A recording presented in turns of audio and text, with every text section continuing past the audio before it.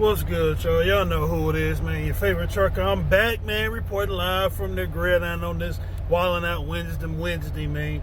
Hopefully everybody's day has started off in the right direction. Let me first start off by saying God is good. That's all the time. That's number one.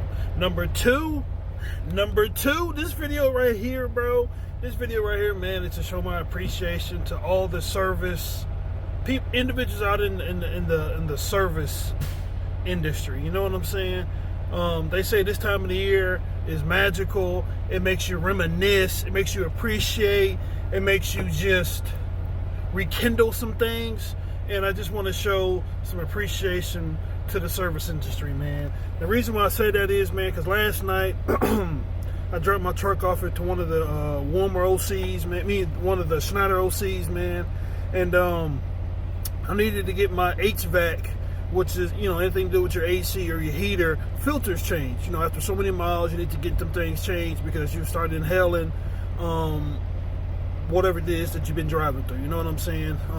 If you got allergies, whatever the case may be, you know, to get them things changed. I'm talking about. And I had a feeling the service tech was a rookie. It was new. I just had a feeling. You know what I'm saying? You just get a hunch, get a feeling. You know what I'm saying? And I got that feeling. But hey, we gotta trust them, and just gotta trust them. You know what I'm saying? Gotta trust them. And as I was explaining to him when I needed to get changed, he didn't realize that there were certain filters in certain areas, and but it's cool. I remember when I first started, I didn't know everything. Still don't know everything. You know what I'm saying? You just gotta learn as you go. You know what I'm saying? Trial and error type stuff. You know what I'm saying? Trial and error. And as he's, changing them and I'm helping him, whatnot, he's like, hey, your Delco filter, which is your on the semis, is the filter that separates the water and your fuel. Separates to make sure ain't nothing in your tank. Gets all that out of there. You know what I'm saying? And he said, it's full, it needs to be changed. I was like, okay, cool. You know what I'm saying? Go ahead and change that thing. You know what I'm saying? Get my MPGs right and make sure I ain't got no water in my tanks. You know what I'm saying? Because it just happens. You know what I'm saying? It just happens. Especially from rain, washing your truck, condensation, humidity, whatever. You know what I'm saying? It just happens. You know what I'm saying? And I'm like, okay, cool. Go ahead and do that. And as he's doing it, all I'm hearing is, shit, goddamn, motherfucker. Oh, that ain't right. And I'm like, oh man, it's gonna be a long night. You know what I'm saying? It's gonna be a long night, bro. I'm just trying to finish up, do this as efficient as possible, get a shower, lay my big headed ass down. You know what I'm talking about? Because I got a long day tomorrow. You feel me? And as he's doing his job and going along, and another service tech comes over there and overshadows him a little bit, and I could tell he was kind of new too, and getting it changed, trying to prime it, do all this, that, and the other, and he's like, okay, go ahead and start it up, and it won't start. You know what I'm saying? It'll crank, but it won't turn over. You know what I'm saying? To start. Had to do that a couple times, had to gas it, then it turns over and it starts, and next thing you know, my shit start whistling. I'm like, come on now, like, why my shit whistling now? It sounded like a goddamn young Michael Strahan learning how to whistle, but understanding that he got a gap, and it's just a whistling. I'm like, nah, bro, this ain't what that is. Goddamn truck shaking and baking and then rocking and rolling. Nah, this ain't good, dog. I'm having to start, get on the RPMs and run them high, try to get all the air out the lines, as he's saying, get all that air out, because I've been touching everything, yada, yada, yada. Doing it a couple times, and he's, yeah, I think everything's good, and I'm like, no, it ain't, dog. Like, thank God I'm out of time, and I gotta go park it for the night, because I don't feel good about this at all. But I appreciate you spotting out an issue, but I don't feel good about this at all. He's like, I'm just gonna have to run it hard tomorrow and just kind of go from there and to get all that air out. I'm like, okay, cool, whatever. But if you have trouble overnight, can't get it started in the morning, come back in the morning. I'm like, I'm damn sure coming in the morning, dog. I'm coming out the gate. Coming out the bay, My shit goddamn whistling like got an Opie on goddamn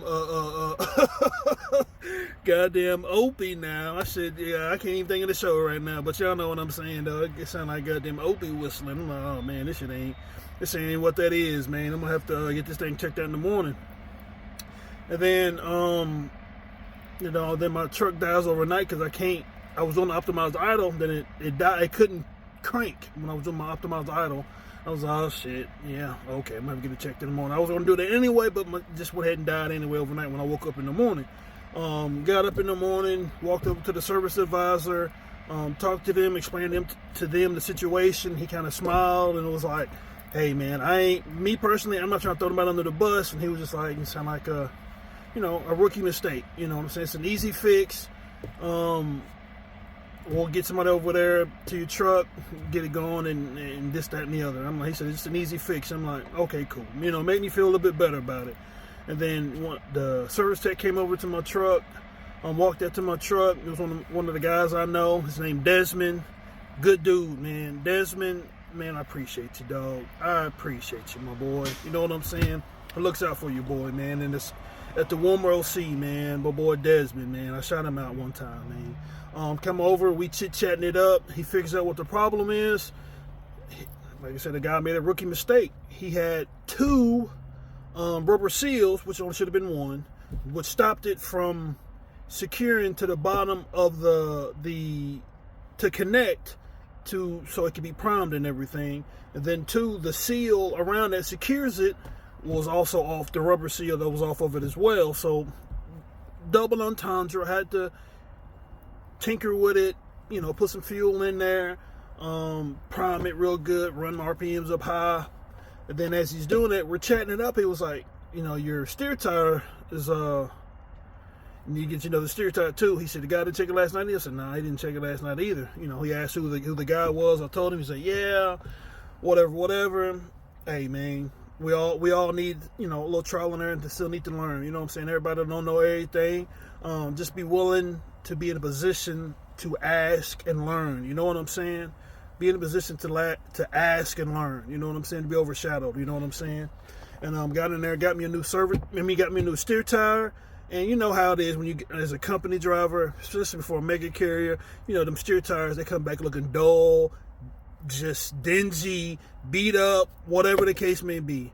My man took the time, Desmond took the time to find me one that was chromed and put a little elbow grease in it before he put it back on there, dog. It made me tear up, man. I'm being honest with you. Sometimes it don't seem like you deserve certain things because you might have had a bad attitude or reacted bad to something or did some devilish stuff. You know what I'm saying? Temptation is real, whatever the case may be. You might have went off on somebody that you think they deserve it and actually they really didn't deserve it. You know what I'm saying? Whatever the case may be. You know what I'm saying?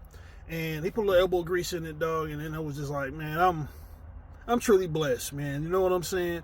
I've come here tonight, and I've earned everything, and I take the time to put the elbow grease in to keep my truck nice, man, and to see the service techs to respect that too and do the same thing. Like, that means a lot, bro. Like, for real.